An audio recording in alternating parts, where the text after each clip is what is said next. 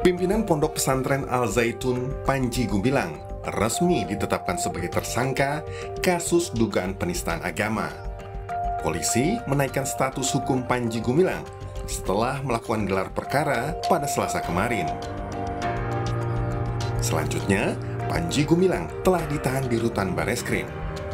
Dalam kasus penistaan agama, Bareskrim telah menindaklanjuti 3 laporan yang masuk.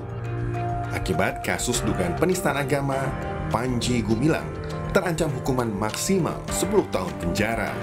Hasil dalam proses gelar perkara, semua menyatakan sepakat untuk menaikkan Saudara PG menjadi tersangka. Dan selanjutnya pada pukul kurang lebih 21.15 penyidik langsung memberikan surat perintah penangkapan disertai dengan penetapan sebagai tersangka. Dan saat ini Saudara PG menjalani pemeriksaan lebih lanjut sebagai tersangka.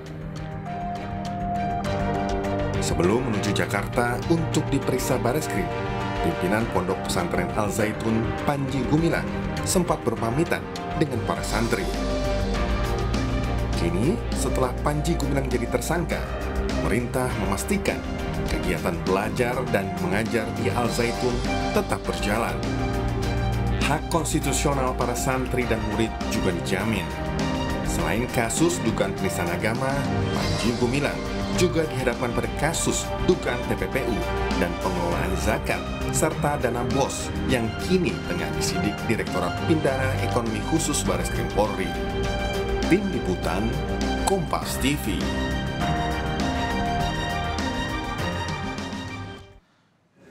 Ketua Umum PBNU Yahya Holil Stakuf mengatakan pihaknya siap menampung santri dari Ponpes Al Zaitun.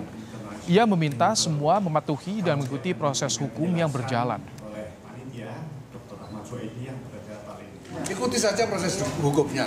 Dari awal saya sudah menyatakan juga bahwa pasal ini harus diselesaikan menurut hukum. Itu saja, karena ini masalah yang secara substansial sebetulnya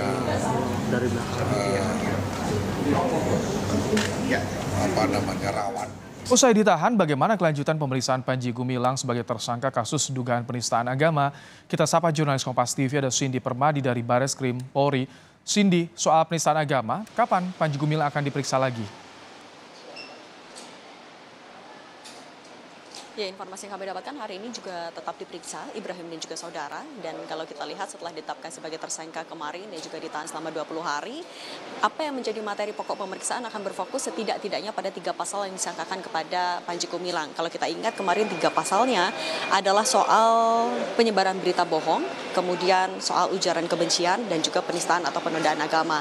3 hal itu akan terus didalami, mengingatnya juga sudah penyidikan, artinya dugaan tindak pidana sudah diketahui, ditambah kemarin polisi juga bilang sudah mengantongi alat bukti yang cukup, kemudian ada 40 saksi plus 17 ahli yang juga sudah diperiksa, artinya itu 3 pasal itu akan terus didalami untuk nantinya memenuhi berkas perkara untuk dilimpahkan ke pengadilan. Nah, kemudian yang kedua juga soal penahanan. Memang per dini hari tadi pada pukul 2 pagi sudah dilakukan penahanan. Kalau pernyataan dari Dirtipidum Bareskrim Polri, Brigjen Johandani melalui pesan singkat kepada tim Kompas TV, ada beberapa alasan kenapa kemudian tim Bareskrim Polri menahan Panji Gumilang. Kalau kita lihat dari beberapa pernyataan ataupun juga alasan itu, pada intinya adalah bahwa faktor objektif dan juga subjektif sudah terpenuhi. Kalau dari faktor objektif misalnya kita melihat yaitu adalah untuk penahanan ataupun juga ancaman hukumannya lebih dari 5 tahun penjara. Kita lihat lagi ke dalam 3 pasal yang disangkakan kepada Panji Gumilang. Misalnya yang pertama, pasal 14 ayat 1 Undang-Undang tentang Peraturan Pidana soal penyebaran berita bohong, ancaman maksimal 10 tahun penjara. Kemudian soal Undang-Undang ITE, pasal 45A ayat 2, Junto 28 ayat 2, ujaran kebencian ancamannya 6 tahun penjara. Kemudian pasal 156A KUHP soal penistaan atau penodaan agama 5 tahun penjara. Artinya kalau untuk faktor objektif ini juga sudah terpenuhi.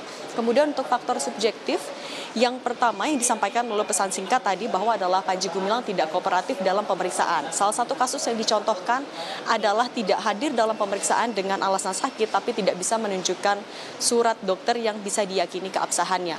Kemudian juga dikhawatirkan apabila tidak dilakukan penahanan, Panji Gumilang sebagai tersangka bisa menghilangkan barang bukti dan mengulangi perbuatan. Nah, kemudian ya untuk menanggapi, tadi juga kuasa hukum sudah datang ke Barreskrim, tadi akan melakukan upaya hukum, semua upaya hukum akan dibuka, menyesuaikan apa saja yang diatur ataupun juga sesuai dengan undang-undang. Ibrahim. Terima kasih Cindy Permadi, itu laporan langsung dari Barreskrim Mabes Polri di Jakarta.